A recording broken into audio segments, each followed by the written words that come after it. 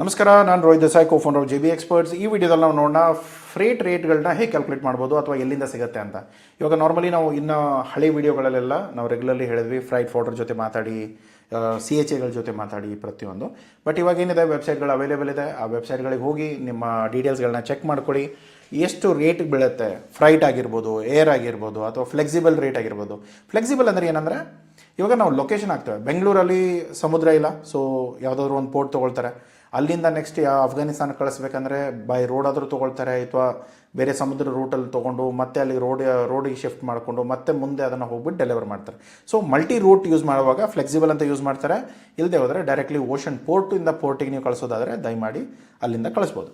So ನಾನೇನು ಮಾಡ್ತೇನೆ, ಬೆಂಗಳೂರು ತೊಗೊಳ್ತೇನೆ. ಬ್ಯಾಂಗ್ಳೂರ್ ಸದ್ಯಕ್ಕೆ ICDನೇ ತೊಗೊಳ್ತೇನೆ, ವೈಟ್ ಫೀಲ್ಡಲ್ಲಿರೋದು. ದೆನ್ ಮೆಟೀರಿಯಲ್ ನಾನು ಕಳಿಸೋದು ಸಿಂಗಾಪುರ್, ರೈಟ್.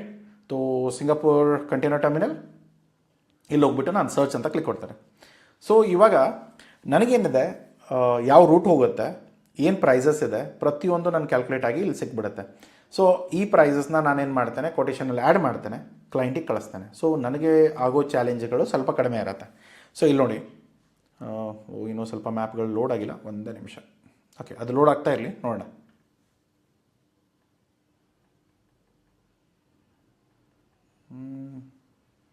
ಒಂದು ಸರಿ ರಿಫ್ರೆಶ್ ಮಾಡಿ ನೋಡೋಣ. ಓಕೆ, ಲೋಡ್ ಆಯಿತು. ಓಕೆ, ಓಹೋ, ರೂಟ್ ಏನೋ ಬೇರೆ ತೊಗೊಂಡ್ಬಿಟ್ಟಿದೆ. ಓಕೆ, ಫಾರ್ ಎಕ್ಸಾಂಪಲ್ ಇವಾಗ ಚೆನ್ನೈನೂ ತೊಗೊಳ್ಬೋದಿತ್ತು, ಬಟ್ ಅದು ಬೆಂಗಳೂರು ICDಯಿಂದ ಡೈರೆಕ್ಟ್ಲಿ ಮುಂಬೈಗೆ ಹೋಗುತ್ತೆ. ಮುಂಬೈದಿಂದ ಈ ರೂಟ್ ಯೂಸ್ ಮಾಡಿಕೊಂಡು ಚೆನ್ನೈಗೆ ಹೋಗುತ್ತೆ. ಓಕೆ, ಸೊ ಯಾವ ದಿನದಲ್ಲಿ ಬೇಕು, ಏನು ಬೇಕು, ಸೆಲ್ಲಿಂಗ್ ಡೇಟ್ ಯಾವತ್ತು ಬೇಕು, ಫಾರ್ ಎಕ್ಸಾಂಪಲ್ 25.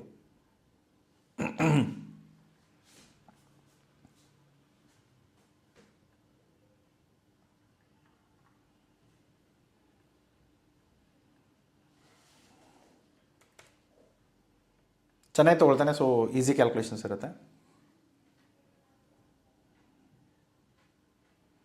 ಓಕೆ,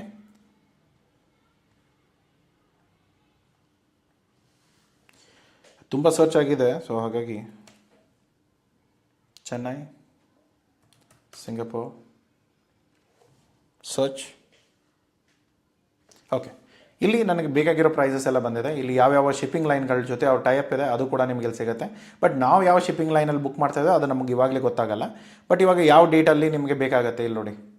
ಇವಾಗ 5000 ಆದರೆ ನಮಗೆ ಇಲ್ಲಿ 31 ಮಾರ್ಚಿಂದ 6th ನಮ್ಮ ಮೆಟೀರಿಯಲ್ ಯಾವಾಗ ರೆಡಿ ಆಗುತ್ತೆ, ಬೇಸಿಕ್ಲಿ ಅದು ಲೆಕ್ಕದ ಮೇಲೆ ನೀವು ಇದನ್ನು ಕ್ಯಾಲ್ಕುಲೇಟ್ ಮಾಡಬೇಕು. ನೆಕ್ಸ್ಟ್ ಇರೋದೇನು, ಇವಾಗ ನಾನೊಂದು 24 ಮೆಟ್ರಿಕ್ ಟನ್ ಕಳಿಸುವಾಗ 18 ಮೆಟ್ರಿಕ್ ಟನ್ ಇರೋ ಕೆಪಾಸಿಟಿ ಕಂಟೈನರ್ ಬಂದರೆ ನನಗೇನು ಯೂಸು? ಸೊ ಕಂಟೈನರ್ ಹೆಚ್ಚಿಗೆ ಕೆಪಾಸಿಟಿದು ಇರಬೇಕು, ಮೆಟೀರಿಯಲ್ ಅದರಲ್ಲಿ ಕಡಿಮೆ ಇರಬೇಕು. That's a basic logic. ಇಲ್ಲಿ ನಾನೇನು ಮಾಡ್ತೇನೆ, 24 ಮೆಟ್ರಿಕ್ ಟನ್ ಮೆಟೀರಿಯಲ್ ಇದೆ, ಕಡಿಮೆ ಅಂದರೂ ಕೂಡ 28 ಮೆಟ್ರಿಕ್ ಟನ್ನಿನ ಕಂಟೈನರ್ ನನಗೆ ಬೇಕಾಗುತ್ತೆ. ಇದರಲ್ಲಿ ಕಮೋಡಿಟಿ ನನ್ನ ಜನರಲ್ ಬರುತ್ತೆ, ಸೊ ತಲೆನೋವಿಲ್ಲ. HS ಕೋಡ್ ಕೂಡ ಹಾಕ್ಬೋದು ನೀವು. ಇಲ್ಲಿ HS ಕೋಡ್ ಹಾಕಿದರೆ ತುಂಬ ಸೆಕ್ಯೂರ್ ಆಗಿ ನಿಮ್ಮ ಪ್ರಾಡಕ್ಟ್ಗಳು ಕ್ಯಾಲ್ಕುಲೇಟ್ ಆಗುತ್ತೆ. ಸೊ ಇಲ್ಲಿ ನಾನೇನು ಮಾಡ್ತೇನೆ, 15, 30 ಹಾಕ್ತೇನೆ. ಸೊ ನಾನು ರ್ಯಾಂಡಮ್ ಆಗ್ತದೆ, ಬಟ್ ನೀವು ಮಾತ್ರ ನಿಮ್ಮ HS ಕೋಡ್ ಕರೆಕ್ಟಾಗಿರಬೇಕು, ಇಲ್ಲದೆ ಹೋದರೆ ತೊಂದರೆ ಆಗುತ್ತೆ. ಸ್ವಲ್ಪ ಲೋಡ್ ಹಾಕ್ಬಿಡಿ.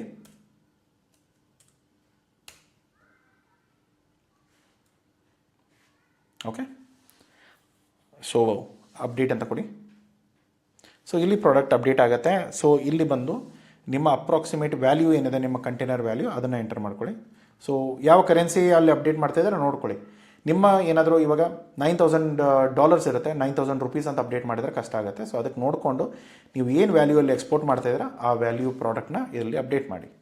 ಸೊ ಇವಾಗ ಯಾವುದೋ ಒಂದು ಕೊಟೇಷನ್ ಮೇಲೆ ಕೆಲಸ ಮಾಡ್ತಾಯಿದ್ದೆ, ಸೊ ಆಟೋಮೆಟಿಕ್ಲಿ ಅದಿರುತ್ತೆ. ಇಲ್ಲಿ ನಿಮ್ಮ ಇನ್ಕೋಟಮ್ ಯಾವುದಿದೆ, ಸೊ ನಾನು ಇವಾಗ DDP ಇನ್ಕೋಟಮಲ್ಲಿ ಕೆಲಸ ಮಾಡ್ತಾ ಇದ್ದೇನೆ. ಸೊ ನಾರ್ಮಲಿ ಇದೆಲ್ಲವೂ ಕವರ್ ಆಗುತ್ತೆ. ಅಪ್ಲೈ ಕೊಡಿ. ಸೊ ಇಲ್ಲಿ ಮಾಡಿದಾಗ ಇಲ್ಲಿ ಆ್ಯಡ್ ಮಾಡಬೇಕಾಗತ್ತೆ. ನನಗೆ ಟ್ರಿಲ್ಲರ್ ಬೇಕು, ಚೆನ್ನೈಗೆ ಹೋಗುತ್ತೆ. ಪಿಕಪ್ ಎಲ್ಲಿಂದ ಆಗಬೇಕು, ಬ್ಯಾಂಗ್ಳೂರಲ್ಲಿ ಲೋಡಿಂಗ್ ಪಾಯಿಂಟ್ ಇದೆ. ಬ್ಯಾಂಗ್ಳೂರು ನಾನು ಸಿಟಿಯಿಂದನೇ ಲೋಡ್ ಮಾಡೋಕ್ಕೆ ಹೇಳ್ತೇನೆ. ಪಿಕಪ್ ಲೊಕೇಶನ್ ಕೂಡ ಇಲ್ಲಿ ಫುಲ್ ಅಡ್ರೆಸ್ ಕೊಡಬೇಕು. ನಾನು ಸದ್ಯಕ್ಕೆ ಬ್ಯಾಂಗ್ಳೂರು ಅಂತ ಹಾಕಿರ್ತೇನೆ. ಸೊ ಕ್ಲಿಕ್ ಮಾಡಿ. ಟ್ರೈಲರ್ಗೂ ಟ್ರಕ್ಕಿಗೂ ಏನು ವ್ಯತ್ಯಾಸ ಅಂದರೆ, ಟ್ರಕ್ಕಲ್ಲಾದರೆ ನಾವು ಮೆಟೀರಿಯಲ್ನ ಲೋಡ್ ಮಾಡ್ತೇವೆ, ಅನ್ಲೋಡ್ ಮಾಡ್ಕೊಳ್ತೇವೆ. ಟ್ರೈಲರ್ ಆದರೆ ನೀವೇನು ಸೇಲ್ ಆಗುತ್ತಲ್ಲ ಕಂಟೈನರ್, ಆ ಕಂಟೈನರಲ್ಲೇ ಡೈರೆಕ್ಟ್ ಲೋಡ್ ಮಾಡ್ತೀರಾ. ಸೊ ನಾರ್ಮಲಿ ಟ್ರೈಲರ್ ತೊಗೊಂಡ್ರೆ ನಿಮಗೆಲ್ಲ ಲೋಡಿಂಗ್ ಅನ್ಲೋಡಿಂಗ್ ಸ್ವಲ್ಪ ದುಡ್ಡು ಉಳ್ಕೊಳ್ಳುತ್ತೆ. ಓಕೆ, ಅದು ಪ್ರತಿ ಸರಿ ಅಲ್ಲ, ಬಟ್ ಚೆಕ್ ಮಾಡಿ. ಸೊ ಇಲ್ಲಿ okay, again 15, 30, 90.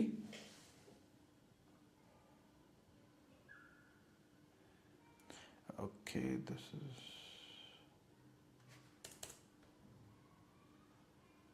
Okay, other category submit.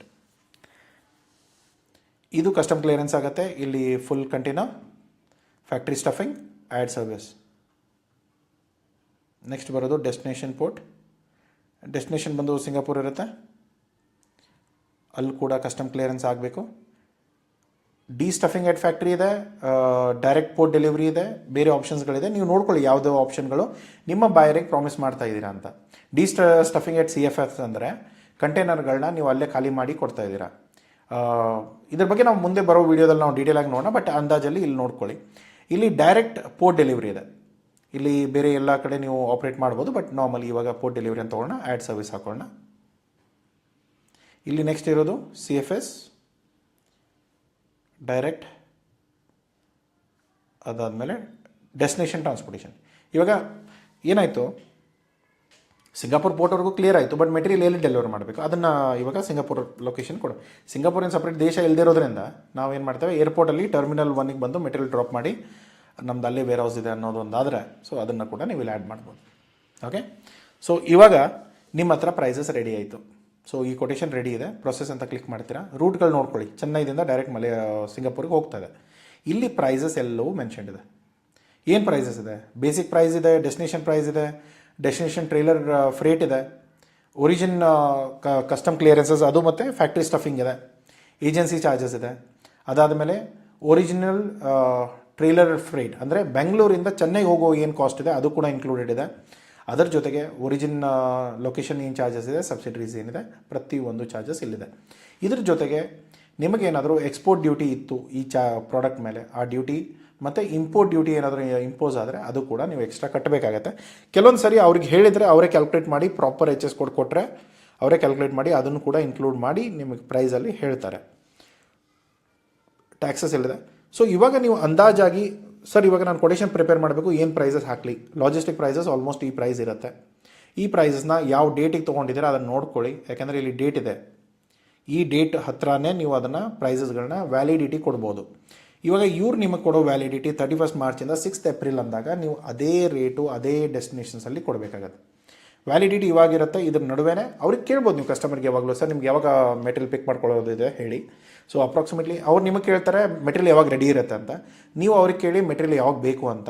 So ಇಬ್ಬರ ನಡುವೆ ಯಾವ ಡೇಟ್ ಫಿಕ್ಸ್ ಆಗುತ್ತೆ ಆ ಡೇಟಲ್ಲಿ ನೀವು ಈ ಕೊಟೇಶನ್ಗಳನ್ನ ಅಲೈನ್ ಮಾಡಿ ತೊಗೊಳ್ಬೇಕಾಗತ್ತೆ.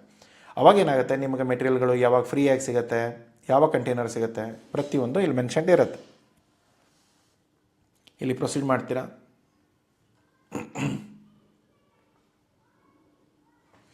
ಓಕೆ,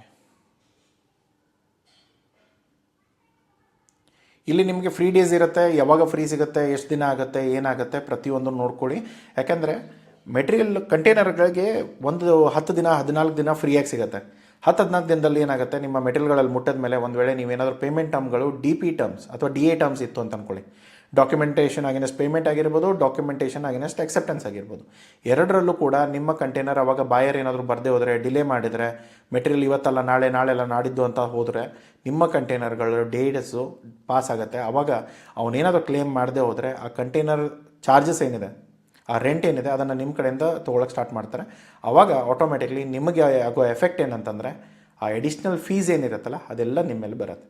ಸೊ ಅದಕ್ಕೆ ಮತ್ತೆ ನೀವು ಒಂದು ವೇರ್ ಹೌಸ್ ತೊಗೋಬೇಕು, ಮೆಟೀರಿಯಲ್ಗಳನ್ನ ಖಾಲಿ ಮಾಡ್ಕೋಬೇಕು, ಅದನ್ನು ಸ್ಟೋರೇಜ್ ಕೊಡಬೇಕು, ಇದೆಲ್ಲ ತಲೆನೋವು ಇರುತ್ತೆ. ಅದಕ್ಕೆ ನಿಮ್ಮ ಪೇಮೆಂಟ್ ಟರ್ಮ್ಸ್ ಏನಿದೆ ಅದನ್ನು ಕರೆಕ್ಟಾಗಿ ಅರ್ಥ ಮಾಡಿಕೊಂಡು ನೀವು ಅದನ್ನು ಮ್ಯಾನೇಜ್ ಮಾಡಿ. ಓಕೆ, ಸೊ ಇದರಲ್ಲಿ ಏನಾದರೂ ಕೂಪನ್ಸ್ಗಳಿದ್ದರೆ ಅದನ್ನು ನೋಡ್ಕೊಳ್ಳಿ. ಆದರೆ ಡೈರೆಕ್ಟಾಗಿ ಇವ್ರ ಜೊತೆ ಡೈರೆಕ್ಟ್ಲಿ ಇದನ್ನು ಮಾಡೋಕ್ಕೆ ಹೋಗಬೇಡಿ. ಬುಕ್ಕಿಂಗು ನೀವೇನು ಮಾಡ್ಬೋದು, ಇಲ್ಲಿ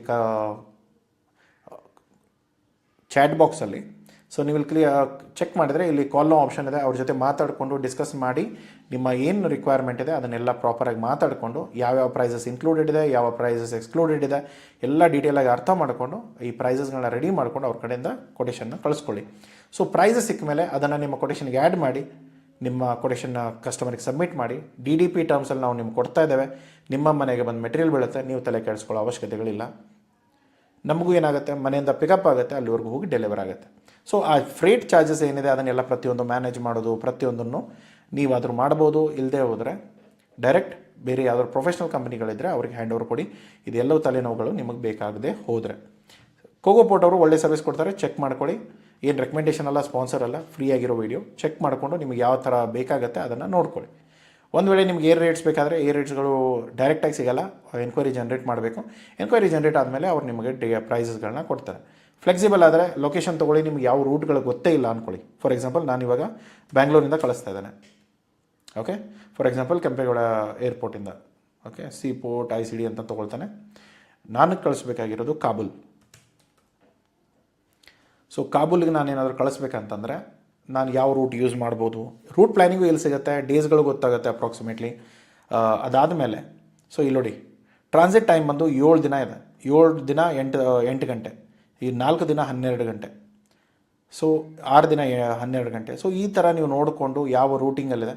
ಇಲ್ಲಿ ನೋಡಿ, ಚೆನ್ನೈದಿಂದ ಬೆಂಗಳೂರಿಂದ ಇಲ್ಲಿ ಝೂಮ್ ಮಾಡ್ಕೊಳ್ಳಿ. ಝೂಮ್ ಮಾಡಿಕೊಂಡ್ರೆ ಬೆಂಗಳೂರಿಂದ ಚೆನ್ನೈಗೆ ಹೋಗುತ್ತೆ, ಚೆನ್ನೈದಿಂದ ವೆಸಲ್ಲು ಟಿಲ್ ಟುವರ್ಡ್ಸ್ ಕರಾಚಿ ಹೋಗುತ್ತೆ, ಕರಾಚಿಯಿಂದ ಬೈ ರೋಡ್ ಇಲ್ಲಿ ಏನಿದೆಯಲ್ಲ ಟ್ರಕ್ ಕಾಣಿಸ್ತಾ ಇದೆಯಲ್ಲ, ಸೊ ಈ ಟ್ರಕ್ಕಿಂದ ಲೋಡ್ ಮಾಡಿಕೊಂಡು ಮುಂದೆ ಅದು ಹೋಗುತ್ತೆ. ಸೊ ಈ ಎಲ್ಲ ರೂಟ್ ಇದೆ, ಇದನ್ನೆಲ್ಲ ಮಾತಾಡ್ಕೊಳ್ಳಿ, ಪ್ರೈಸಸ್ಗಳನ್ನ ನೋಡ್ಕೊಳ್ಳಿ. ಅದಾದಮೇಲೆ ನೀವು ಪ್ಲ್ಯಾನ್ ಮಾಡಿಕೊಂಡು ಯಾವ ರೂಟ್ ನಿಮಗೆ ಸೆಟ್ ಆಗುತ್ತೆ ಅದನ್ನು ನೋಡ್ಕೊಂಡು ಮಾಡ್ಕೊಳ್ಳಿ. ಇಲ್ಲ ಆ ರೂಟ್ ಬೇಡ, ನನಗೆ ಈ ರೂಟ್ ಬೇಕು ಅಂದರೆ ಇದನ್ನು ಸೆಲೆಕ್ಟ್ ಮಾಡ್ಕೋಬೋದು. ಈ ಪಾಕಿಸ್ತಾನ್ಗೆ ಹೋಗೋ ರೂಟ್ ಇರಲ್ಲ ಆವಾಗ. ಸೊ ಇದನ್ನೆಲ್ಲ ನೋಡಿಕೊಂಡು ನೀವು ಪ್ರಾಪರಾಗಿ ಪ್ಲ್ಯಾನ್ ಮಾಡಿಕೊಂಡು ನಿಮಗೆ ಯಾವ ರೂಟ್, ನಿಮಗೆ ಇವಾಗ ರೂಟ್ ಪ್ಲ್ಯಾನು ಗೊತ್ತಿರಲಿಲ್ಲ ಅಲ್ಲ ಇಷ್ಟೊತ್ತವರೆಗೂ. ಈಗ ನಾನು ಇದನ್ನು ಚೆಕ್ ಮಾಡಿದವರೆಗೂ ಯಾವ ರೂಟಲ್ಲಿ ಹೋಗ್ತಾ ಇದೆ ಅನ್ನೋದು ಐಡಿಯಾ ಇರಲ್ಲ. ಸೊ ಕೆಲವೊಂದು ಸರಿ ಆ ಥರ ಬೇಕು ಅಂತಂದರೆ ಇದನ್ನೆಲ್ಲ ಪ್ಲ್ಯಾನ್ ಮಾಡಿಕೊಂಡು, ಬೇಕೆಂದರೆ ನೀವು ಮುಂಬೈ ಕೂಡ ಹಾಕ್ಕೋಬೋದು. X Mumbai done. So proper planning ಸಿಗುತ್ತೆ. ಮುಂಬೈದಿಂದ ನೀವು ಕಳಿಸೋದಾದ್ರೆ ವಯಾ ರೋಡ್ ಕೂಡ ಹೋಗುತ್ತೆ ಕಾಬೂಲ್ಗೆ. ಸೊ ಇದೇ ಥರ ನೀವು ಬೇಕೆಂದರೆ ಡೆಲ್ಲಿಯಿಂದ ಆಗಿರ್ಬೋದು, ಮುಂಬೈಯಿಂದ ಆಗಿರ್ಬೋದು, ಕೋಲ್ಕತ್ತಾದಿಂದ ಆಗಿರ್ಬೋದು, ಬೇರೆ ಯಾವುದೇ ದೇಶದಿಂದ ಆದರೂ ಕೂಡ ನೀವು ಕಳಿಸೋದಾದರೆ ಪ್ರತಿಯೊಂದು ಡೀಟೇಲ್ಸ್ಗಳು ನಿಮಗೆ ಇಲ್ಲಿಂದ ಸಿಗುತ್ತೆ. ಇದನ್ನು ನೀವು ಪ್ರಾಪರ್ ಪ್ಲ್ಯಾನ್ ಮಾಡಿಕೊಂಡು ಏನು ಪ್ರೈಸಸ್ ಇದೆ ಏನಿದೆ ಎನ್ಕ್ವೈರಿ ಮಾಡಿಕೊಂಡು ಆ ರೂಟ್ಗಳು ವರ್ಕೇಬಲ್ ಇದೆಯಾ ಇಲ್ವಾ ಅವ್ರು ಇಲ್ಲಿ ಕೊಟ್ಬಿಟ್ಟಿರ್ತಾರೆ. ಯಾಕೆಂದರೆ ಇದು ನಾರ್ಮಲಿ ಸಿಸ್ಟಮಲ್ಲಿ ಇರೋದ್ರಿಂದ ಅದು ಬಂದುಬಿಡುತ್ತೆ. ಬಟ್ ಏನಾಗುತ್ತೆ, ಪ್ರಾಕ್ಟಿಕಲಿ ಮಾಡ್ಬೋದಾ ಇಲ್ವಾ ಅನ್ನೋದು ಅವ್ರು ನಿಮಗೆ ಎನ್ಕ್ವೈರಿ ಮಾಡಿದರೆ ಮಾತ್ರ ಹೇಳ್ತಾರೆ. ಎನ್ಕ್ವೈರಿ ಮಾಡಿ ರಿಕ್ವೆಸ್ಟ್ನ ತೊಗೊಂಡು ಅರ್ಥ ಮಾಡಿಕೊಂಡು ಅದಾದ ಮೇಲೆ ಅದನ್ನು ಪ್ಲ್ಯಾನ್ ಮಾಡಿಕೊಂಡ್ರೆ ನಿಮಗೆ ಅದು ಕ್ಲಿಯರಾಗಿ ಹೋಗುತ್ತೆ. ಏನು ಪ್ರೈಸಸ್ ಆಗುತ್ತೆ, ವಯಬಲ್ ಇದೆಯಾ ಇಲ್ವಾ. ವಯ ರೋಡ್ ಅಂದರೆ ವಯ ನೇಪಾಲ್ ಹೋಗುತ್ತೆ, ಚೈನಾ ಹೋಗುತ್ತೆ, ಅದಾದಮೇಲೆ ಮತ್ತೆ ತಜಕಿಸ್ತಾನಿಗೆ ಹೋಗಿ ಅಫ್ಘಾನಿಸ್ತಾನಿಗೆ ಬರುತ್ತೆ. ಸೊ ಇದೆಲ್ಲ ನಮಗೆ ಬೇಕಾ ಬೇಡವಾ ಅಥವಾ ಬೇರೆ ಏನಾದರೂ ರೂಟ್ಸ್ಗಳು ಇದೆಯಾ, ಸೊ ಅದನ್ನೆಲ್ಲ ನೋಡಿಕೊಂಡು ನಿಮಗೆ ಬೇರೆ ಆಪ್ಷನ್ಸ್ಗಳು ಯಾವ ವಯಬಲ್ ಇದೆ ಅದನ್ನು ಪ್ಲ್ಯಾನ್ ಮಾಡ್ಕೋಬೋದು. ಇದು ಫ್ಲೆಕ್ಸಿಬಲಲ್ಲಿ ನಿಮಗೆ ಗೊತ್ತಿಲ್ಲದೆ ಇರೋ ಕಂಟ್ರಿಗೆ, ಗೊತ್ತಿಲ್ಲದೆ ಇರೋ ಜಾಗಕ್ಕೆ ನೀವು ಕಳಿಸೋದಾದರೆ ನಿಮಗೆ ಏರ್ಪೋರ್ಟಿಂದ ಏರ್ಪೋರ್ಟ್ಗೆ. ಓಷನ್ ಆದರೆ ನೀವು ಯಾವ ಪೋರ್ಟಿಂದ ಯಾವ ಪೋರ್ಟಿಗೆ ಕಳಿಸ್ಬೇಕಂತೀರ, ಬರೀ ಕಂಟ್ರಿ ಹಾಕಿದರೆ ಸಾಕು. ಓಕೆ, ಅಫ್ಘಾನಿಸ್ತಾನಲ್ಲಿ ಯಾವ ಪೋರ್ಟ್ ಇದೆ ಅದನ್ನು ನೋಡ್ಕೊಳ್ಳಿ, ಸೆಲೆಕ್ಟ್ ಮಾಡ್ಕೊಳ್ಳಿ. ಇಲ್ಲಿ ಯಾವುದು ಬೇಕು, ಫಾರ್ ಎಕ್ಸಾಂಪಲ್ ಮುಂಬೈ ಅಂತಲೇ ತೊಗೊಳ್ತಾನೆ. ಮುಂಬೈ ನಮ್ಮ ಹತ್ರ ಸಿ ಪೋರ್ಟ್ ಇರೋದು ನವಶಿವ ಇದು. ಸೊ ಅದನ್ನು ತೊಗೊಂಡು ಅಪ್ಡೇಟ್ ಮಾಡಿದರೆ ವಾಸ್ ಸಪೋರ್ಟಿಂಗ್ ಹ್ಯಾಪ್ನಿಂಗ್ ನವಿ ಮುಂಬೈ. ಇಲ್ಲಿ ನಾವು ಫಾರ್ ಎಕ್ಸಾಂಪಲ್ ಯುನೈಟೆಡ್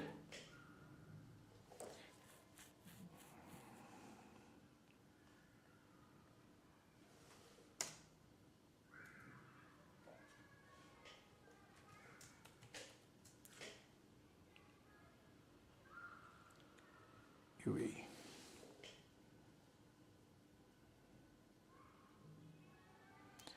ಸೊ ಅಲ್ಲಿ ಬರೋದು ಜಬಲಲ್ಲಿ ಬರುತ್ತೆ. ಸೊ ನಾರ್ಮಲಿ ನವಿ ಮುಂಬೈದಿಂದ ಇಲ್ಲಿ ಲೋಕಲ್ ಟ್ರಾನ್ಸ್ಪೋರ್ಟ್ ತೊಗೊಂಡಿದೆ. ಬಟ್ ನೀವು ಜವಾಹರ್ಲಾಲ್ ನೆಹರು ಏರ್ಪೋರ್ಟ್ ಆಗಿರ್ಬೋದು, ನವಶಿವ ಆಗಿರ್ಬೋದು, ಯಾವುದಾದ್ರೂ ತೊಗೊಳ್ಳಿ. ಸೊ ಇಲ್ಲಿಂದ ನೋಡಿ ನಿಮ್ಗೆ ಏನು ಪ್ರೈಸಸ್ ಬರ್ತಾ ಇದೆ. ಜಬಲಲ್ಲಿ ಎಷ್ಟು ದಿನದಲ್ಲಿ ಮುಟ್ಕೊಳ್ಳುತ್ತೆ, 3 ದಿನದಲ್ಲೂ ಮುಟ್ಕೊಳ್ಳುತ್ತೆ. 3 ದಿನ 17 ಗಂಟೆ, 3 ದಿನ 12 ಗಂಟೆ. ಸೊ ಯಾವ್ಯಾವ ಶಿಪ್ಪಿಂಗ್ ಲೈನ್ ಆಪ್ಷನ್ಸ್ ಇದೆ ನೋಡ್ಕೊಳ್ಳಿ. ಇವರೆಲ್ಲ ಶಿಪ್ಪಿಂಗ್ ಲೈನ್ಗಳ ಆಪ್ಷನ್ಸ್ ಅವೈಲೇಬಲ್ ಇದೆ. ಇದೇ ನಿಮಗೆ ಗೊತ್ತಿಲ್ಲದಿರೋ ಕಂಟ್ರಿ ಇರ್ಬೋದು, US ಇರ್ಬೋದು. ಫಾರ್ ಎಕ್ಸಾಂಪಲ್ US ಚೇಂಜ್ ಮಾಡೋಣ, USA, ಲಾಸ್ ಏಂಜಲಸ್.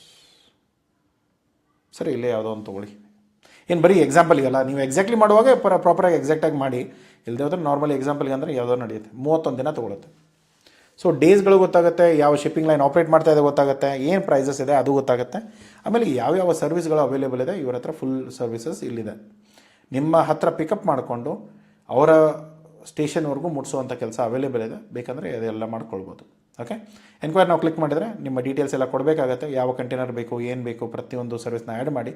ಇಲ್ಲಿ ಮೋರ್ ಡೀಟೇಲ್ಸ್ ಏನಿದೆ ಅಲ್ಲಿ ಹೋಗ್ಬಿಟ್ಟು ಎಕ್ಸ್ಟ್ರಾ ಇನ್ಕ್ವೈರಿ ಕ್ಲಿಕ್ ಮಾಡಿ ನಿಮಗೆ ಎಲ್ಲ ಡೀಟೇಲ್ಸ್ಗಳು ಸಿಗುತ್ತೆ.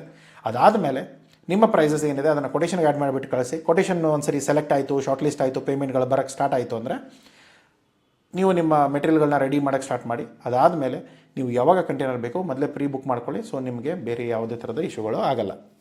ಓಕೆ, ಸೊ ಇಲ್ಲಿ ಎಲ್ಲ ಡೀಟೇಲ್ಸ್ಗಳನ್ನ ಫಿಲ್ಅಪ್ ಮಾಡಿದರೆ ಸಾಕಾಗುತ್ತೆ ನಿಮಗೆ. ಓಕೆ, ಸೊ ಕ್ಲಿಯರ್ ಆಗಿದೆ ಅಂದ್ಕೊಳ್ತೇನೆ. ಬೇರೆ ಏನಾದರೂ ಡೌಟ್ಗಳಿದ್ದರೆ ಕಮೆಂಟ್ ಬಾಕ್ಸಲ್ಲಿ ಹಾಕಿ. ಈ ವಿಡಿಯೋ ಇಷ್ಟ ಆಗಿದ್ದರೆ ಲೈಕ್ ಮಾಡಿ, ಸಬ್ಸ್ಕ್ರೈಬ್ ಮಾಡಿಲ್ಲ ಅಂದರೆ ಸಬ್ಸ್ಕ್ರೈಬ್ ಮಾಡಿ. ಸಿಗೋಣ ಮುಂದಿನ ವೀಡಿಯೋದಲ್ಲಿ. ಟಿಲ್ ದೆನ್ ಟೇಕ್ ಕೇರ್, ಬಾಯ್.